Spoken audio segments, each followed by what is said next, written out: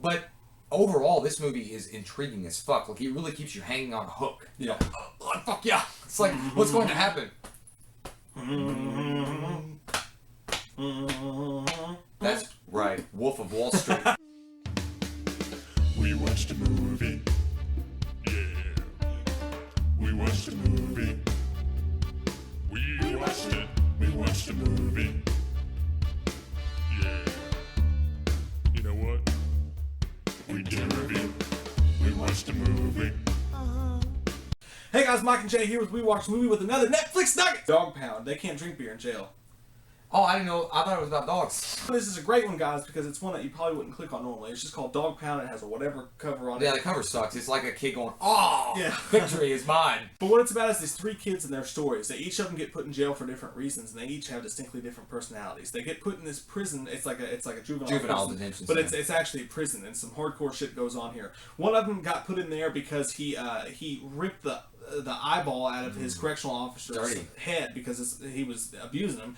Another one got put in there because he was hijacking cars. Yeah, the other guy got put in there because he was selling drugs. Selling drugs. Now they have this Making money.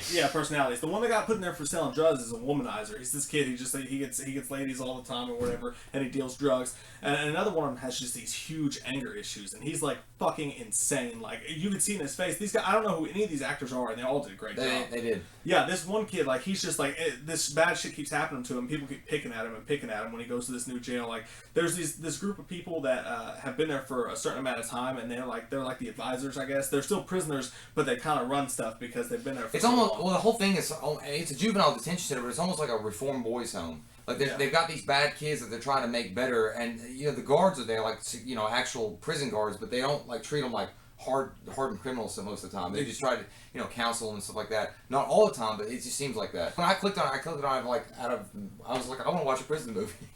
I don't know why. I was like, I'm gonna sell drugs and I want to see what happens. So I clicked it, and it's raw. It's raw as fuck. Raw as hell, dog. It's gritty as shit. I mean, I did some research on it. I don't know. It was based on some kind of other movie that happened in the 70s. I don't remember what the name of it was. It's like a French film or Italian film. But it is really realistic as far as like if this really happened, it could probably happen. The only thing I have a problem with is the movie at the very beginning of the movie. It seems like it's going to focus on three individuals, Angel, Davis, and I don't remember the other kid's name, the one with anger issues. But it really only focuses on Angel and this anger issue kid, and then Angel's kind of there, but he's just in the background somewhere. One kid, the womanizer kid, he gets picked on and bullied a lot. He doesn't have a fighting bone in his body, so he just takes it. And these kids, these they're like style. RAs of sorts, but they're like this one guy. He's like the main guy. There's this group of guys, and they're just assholes, and they pick on like the fresh meat or whatever. And he goes up to him, man, and you just oh my god, you get so fucking mad at him. Like the things that he does, like he goes up and he's like, "Those are nice boots, dog," and he gets like close to his face and puts his arm around him and like he's like smacking him in the face. And it's so damn intimidating, but he's so annoying at the same time. He like talks right in his face, and he's like, it's almost sexual about it, isn't he?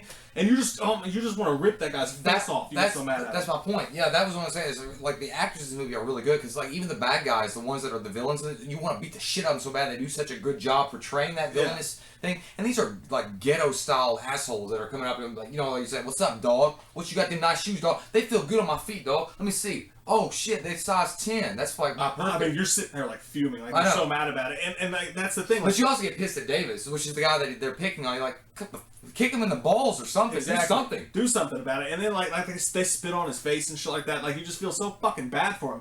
But then you've got this one kid, the kid who has the anger issues, and he's like their hero. He's like the wuss kid's hero. Like he goes in there and like when he takes his revenge on these people who did all this, when he takes his revenge on these prisoners who did all this bad shit to him, it is so awesome. You're like, yes. There's this one asshole kid, a part of this gang, that has this big afro. I was like, I just want to grab his fucking hair and smash it in the car. Yeah, and it happens. I was like, yeah, that's good. Exactly. They get the dude that's coming to him, so it's just an awesome movie in that respect. And I love the kid that has the anger issues. Like you should tell he wants to be good, but he's so angry inside that he just doesn't give a shit. Well, the only thing about that kid, at first I didn't know he was gonna be that bad because he's kind of really skinny and he's kind of emaciated. Thinking, but he's a badass. Yeah, and he is. And he's like kind of emaciated. It's like Ryan Gosling.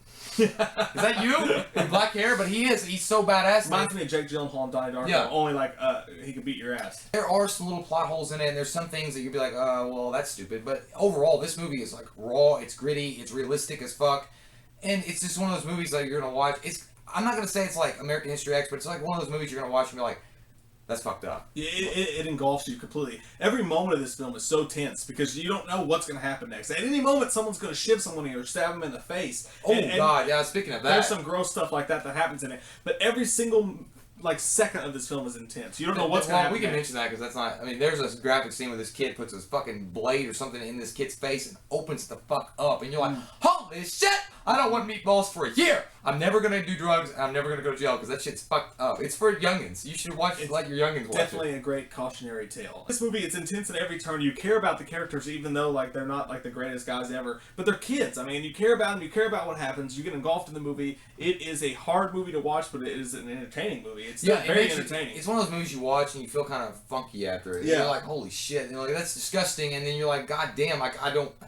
Thank God for Lockup Raw on MSNBC because I get to watch that shit and that's really what happens. I mean, they really capture what it would be like to be a 17 or 18-year-old kid be caught in this situation. It's not just a generic prison movie because of the characters that are in it. Like you get to know these kids. You know, their tics, what their problems are, and you're actually rooting for them. I think it's one of those movies that on Netflix that would crop up and you'd be like, like you said, fuck that. I'm not gonna watch that. The cover looks stupid, but it's one of those movies you got to check out at least one time. Definitely, I'm gonna give it 4 out of 5 Netflix stars. Oh, I thought we were going back to Netflix. I'm sorry. I'm going to give it 4 out of 5 Netflix nuggets. I'm going to give it 4 out of 5 Netflix nuggets. I'd say definitely check that shit out as soon as possible. It will surprise you. It's a damn good movie. I'm going to give it a 4 out of 5 too. I mean, you can't go wrong with this movie. It's one of those movies, like I say, it makes you think, makes you feel funny. What's your favorite prison movie of all time that you've ever seen? Shawshank Redemption's going to be pretty easy. That's a fucking high one. American History X is, well, I don't know, because that does take place in prison. No, I got it. Escape from Alcatraz with Clint Eastwood. There you go. Fuck yeah, dude. Fuck yeah. Yeah, so guys, I'm Mike, he's Jay, and we'll see you next time on Don't Get Your Doors Pulled Down. We watched a movie. Yeah. We watched a movie.